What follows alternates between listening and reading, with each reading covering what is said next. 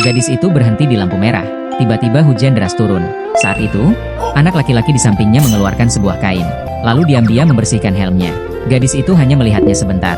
Namun detik berikutnya, anak laki-laki itu langsung memberikan kain tersebut kepadanya. Kemudian dia baru menyadari, ternyata anak laki-laki itu adalah teman sekelasnya sendiri. Perlahan, gadis itu mulai menyukainya. Bahkan dia berinisiatif membagikan sepotong roti kepadanya. Namun saat itu, dia menemukan bahwa ada gadis lain yang juga menyukai anak laki-laki tersebut. Dia merasa sangat marah. Karena itu, dia memutuskan untuk memperjuangkan cintanya sendiri.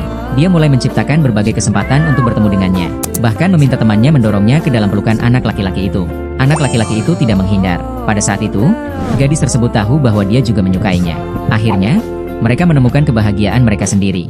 Namun sayangnya, tidak ada seorang pun yang memberikan ucapan selamat kepada mereka.